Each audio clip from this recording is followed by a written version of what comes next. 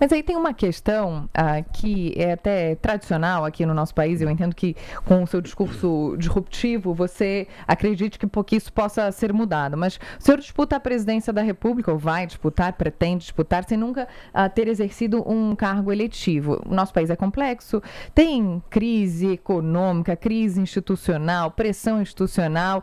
Existe uma necessidade permanente de articulação política. Então, como é que dá para convencer um eleitor que alguém sem experiência prática na política de gestão pública ou de mandato tem preparo para governar o país? Bom, a gente pode começar com um exemplo contrário. A Dilma Rousseff tinha grande experiência política e ela caiu, foi uma péssima governante. A gente pode trazer inúmeros exemplos de boas gestões que foram feitas por pessoas que não tinham experiência e de más gestões por pessoas que tinham experiência. E o contrário também. Não é isso, no fundo, que determina nem o sucesso de uma liderança política, nem o insucesso dela. Se você está cercado de boas lideranças, se você é, em si, uma liderança natural, se você é firme nos seus propósitos, trabalha bastante, a tendência é que você consiga fazer as coisas bem feitas em qualquer área humana. E eu acho que eu farei isso, porque eu já sou um líder político firme há 12 anos, lidero o maior movimento político do Brasil, sou hoje presidente do meu próprio partido. Então, dando um exemplo aqui, eu estou concorrendo contra Zema, Caiado e Flávio. O Flávio tentou montar um partido político junto com o pai dele, ele fracassou, eu não.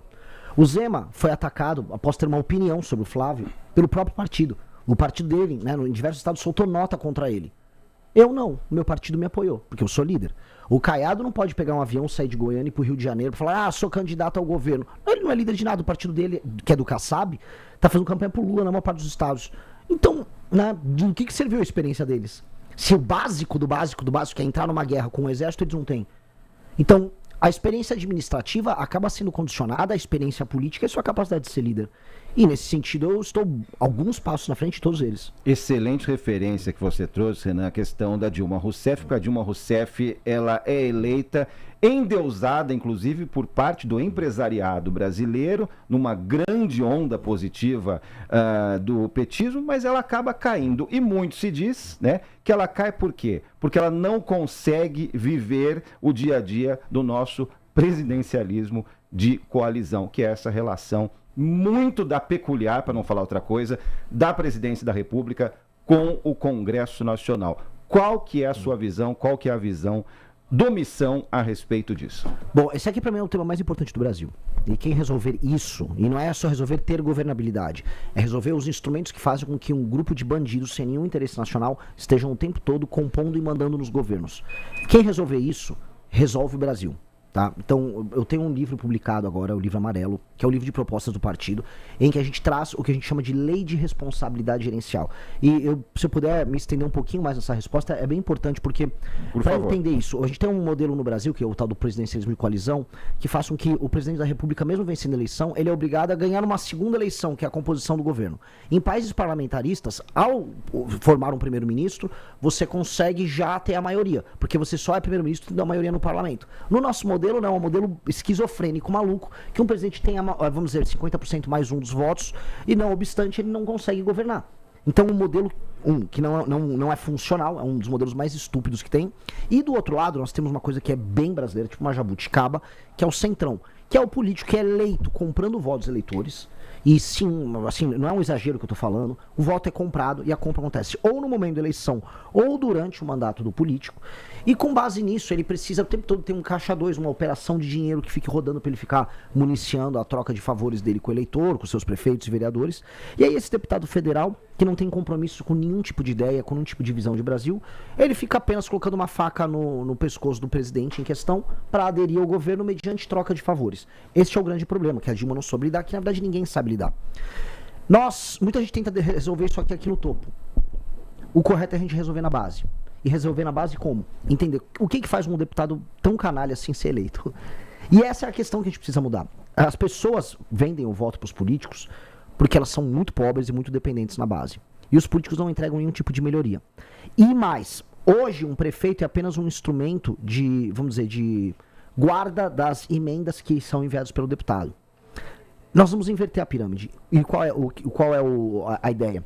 Nós vamos fazer os prefeitos para receber qualquer emenda e para receber inclusive o fundo de participação dos municípios, o FPM, terem que ter desempenhos indicadores. Assim, por exemplo, se eu não aumentar a taxa de cobertura de esgoto, se não aumentar o ranking do SAEB, se não melhorar a fila nas suas UBSs, você não recebe dinheiro. Vai um comissário do governo federal e não recebe dinheiro. Então, para obrigar eles. Se o prefeito não cumpre as metas, o prefeito fica inelegível. E aí ele não pode participar da eleição. E aí, a parte de incentivo é, se o prefeito vai bem e cumpre as metas, aí sim o seu partido recebe o fundo partidário. Por quê? Eu retiro do deputado todo o poder que ele tem em determinar um sucesso ou um fracasso de um prefeito, baseado no critério de que o deputado apenas quer do prefeito que ele obtenha votos para ele. Mas isso não abriria espaço para uma judicialização? Porque tem as questões constitucionais, o dinheiro da saúde, o dinheiro da educação. Até antes, né? Não, mas... Claro, pode... É justamente obedecer à Constituição. O dinheiro vai para o município. Só que a forma como o dinheiro é entregue, a velocidade que ele é entregue, é mediante a aplicação de políticas públicas. Hoje o prefeito recebe dinheiro e larga. E faz o que ele precisa fazer. Ele não está nem um pouco compromissado com as metas.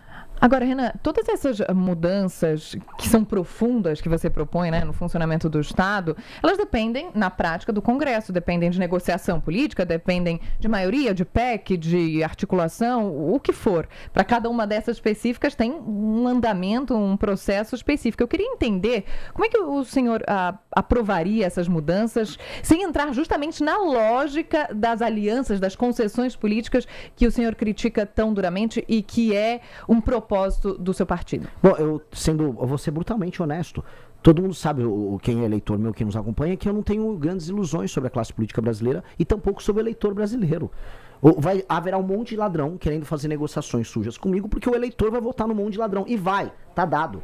Haverá centenas de ladrões no Congresso Nacional que serão colocados pelo eleitor. O eleitor vai vender o voto pro cara, vai ganhar um favorzinho e vai colocar o cara lá. É fato. E eu vou ter que sentar com esse cara.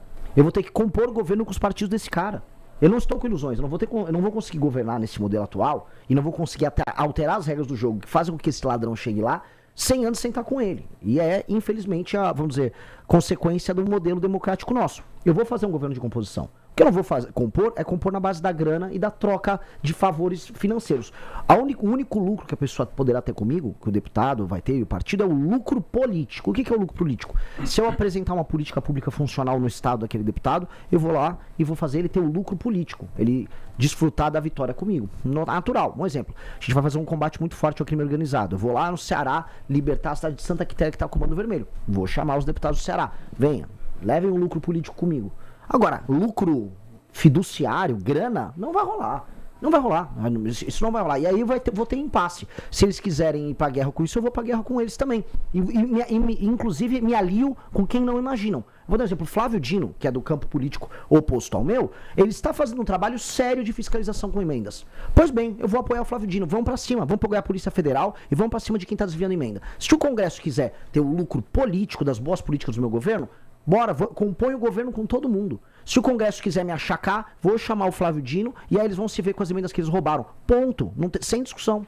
Frase, vou fazer um governo de composição. Então eu quero desenvolver, explorar mais um pouco essa frase que você acabou de trazer. Você deu um exemplo, Flávio Dino, nesse caso específico das emendas.